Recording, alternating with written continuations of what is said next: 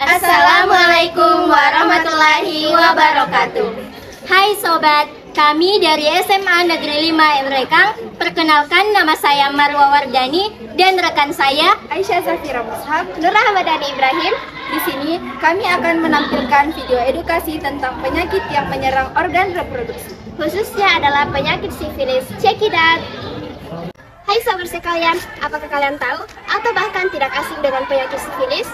Menurut artikel Siloam Hospital, penyakit sifilis atau raja singa adalah penyakit menular seksual.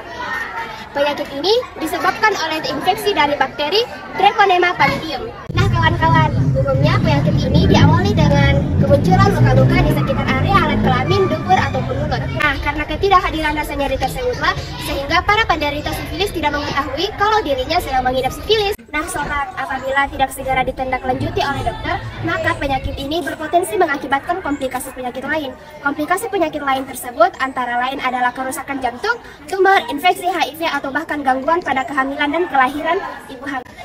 Pengobatan sifilis. Penyakit sifilis dapat diobati dengan pemberian antibiotik. Namun demikian, pemberian antibiotik tidak dapat mengembalikan organ-organ yang rusak akibat infeksi virus sifilis. Adapun antibiotik yang dapat digunakan untuk pengobatan penyakit sifilis seperti yang pertama, antibiotik penisilin. Diagnosis dokter mengatakan bahwa kurang lebih dari 1 tahun penyakit sifilis terjadi. Maka dokter akan merekomendasikan suntikan dosis pertama bagi penderita tahap awal. Bisa kita lihat di samping, ada beberapa antibiotik yang dokter rekomendasikan bagi penderita sifilis. Yang pertama doxycycline, yang kedua tetracycline, dan yang ketiga ceftriaxone.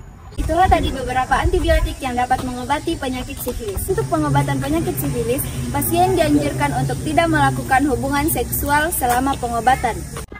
Dari hal tersebut yang sudah dilakukan oleh teman-teman saya, ada baiknya jika kita melakukan pencegahan agar kita tidak terjangkit penyakit ini. Di sini, saya akan memberikan beberapa pencegahan yang harus dilakukan agar kita semua tidak terkena penyakit sifilis ini. Yang pertama adalah menggunakan pengaman saat berhubungan seksual. Hal ini sangat disarankan oleh para pihak dokter karena dapat memutus tali infeksi suatu penyakit tertentu. Selain itu, pengaman sangat direkomendasikan oleh para dokter untuk orang-orang yang suka bergonta-ganti pasangan. Kedua, yaitu tidak bergonta-ganti pasangan. Karena pada dasarnya kita tidak mengetahui secara jelas bagaimana pasangan kita nanti, apakah dia mengidap suatu penyakit tertentu ataupun hal lainnya. Yang ketiga, yaitu tidak memakai jarum suntik bekas orang lain. Hal ini karena kita juga tidak mengetahui apa yang diidap oleh orang tersebut yang salah disuntikan sebelumnya. Sehingga lebih baik apabila kita menggunakan jarum suntik yang steril. sobat-sobat sekalian, penting loh untuk mengetahui gejala dari penyakit sifilis tersebut. Nah, maka dari itu, yuk simak penjelasannya. Gejala dari penyakit sifilis terdiri dari 4 tahap. Tahap pertama yakni sifilis primer. Ditandai dengan munculnya luka pada alat kelamin, dubur, bibir, maupun mulut. Munculnya luka tersebut terjadi setelah 10 sampai dengan 90 hari masuknya bakteri Treponema pallidum ke dalam tubuh. Tahapan kedua yakni sifilis sekunder. Gejala yang ditimbulkan sifilis sekunder yaitu munculnya ruam di beberapa bagian tubuh seperti telapak kaki ataupun tangan. Selain gejala tersebut, ada beberapa gejala lainnya, di antaranya flu, nyeri sendi, demam, sakit kepala, penurunan berat badan, dan lain sebagainya. Tahapan ketiga yakni sifilis laten.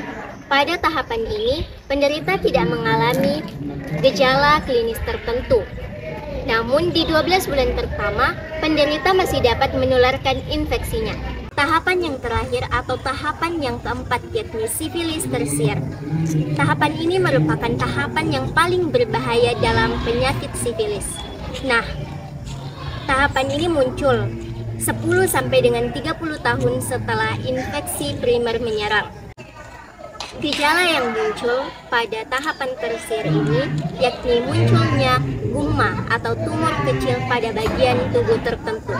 Itulah tadi video edukasi yang telah kami berikan. Semoga video edukasi yang telah kami berikan dapat bermanfaat bagi kita semua dan dapat dijadikan pedoman dalam kehidupan sehari-hari. Sekian, Assalamualaikum warahmatullahi wabarakatuh.